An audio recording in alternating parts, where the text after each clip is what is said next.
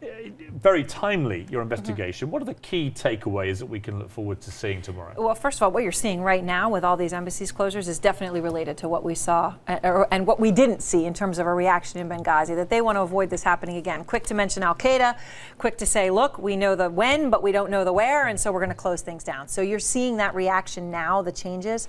But what is it an overreaction?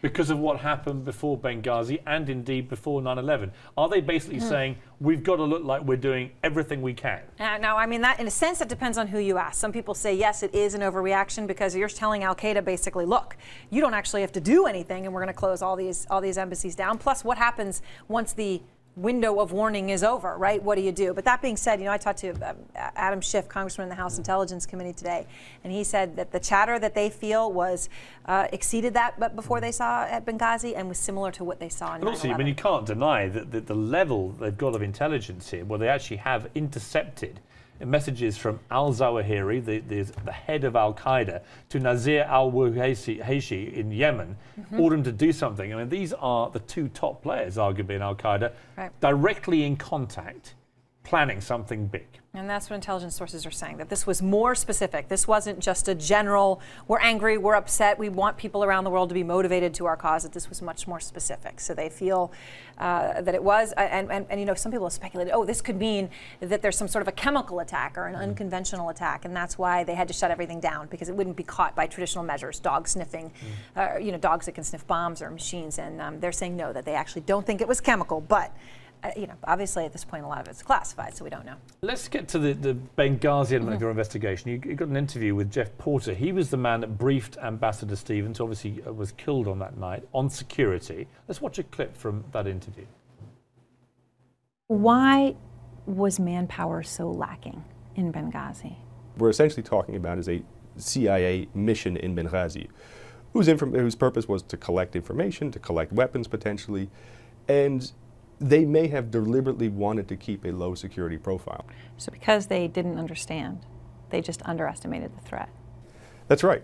But I think one of the problems in Benghazi at the time was that there were so many different violent non-state actors, armed groups, that the U.S. couldn't identify the threat. They couldn't distinguish which was a group threatening the United States' interest and which was simply a violent non-state actor pursuing its own agenda. So there was a real deficit of understanding, a real lack of situational awareness.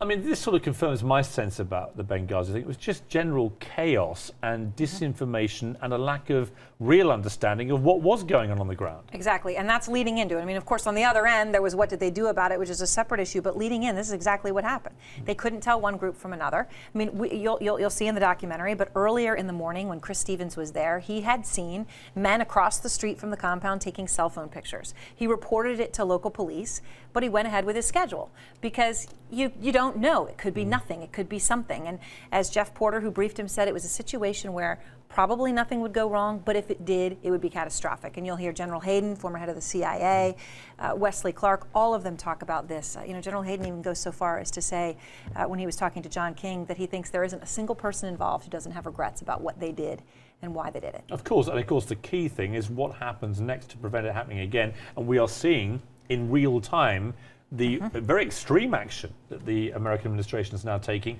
to try and prevent another Benghazi, aren't we? We absolutely are. And of course, and that goes to using the words al-Qaeda, because, you know, that night, when we'll go through exactly what happens, you know, in the Situation Room, when the president was briefed, when the White House and the Pentagon got that email from the State Department saying, this Islamic group, Ansar al-Sharia, has claimed credit. And yet, of course, as we all know, it took a very long time before that became the formal message out of this administration. So we'll talk about exactly why that happened and why there was that delay and who knew what when, which is a big part of what we worked on. Where do you see the culpability?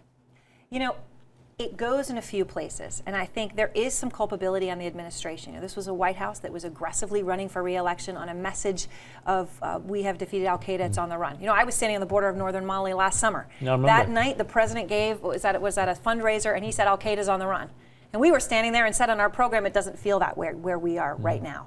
So he definitely had a message. But in terms of a concerted cover-up and trying to mislead people, that seems to be taking a little bit too far.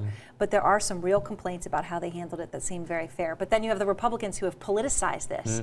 When you're talking about people's lives, and I mean, everyone's politicized it, haven't they? In the end, I mean, on both sides, and that's been the problem. And you have very moving interviews with some of the relatives of those who lost their lives, and that really, I think, brings the human side here away from the politics. It's a very powerful investigation. It's called The Truth About Benghazi.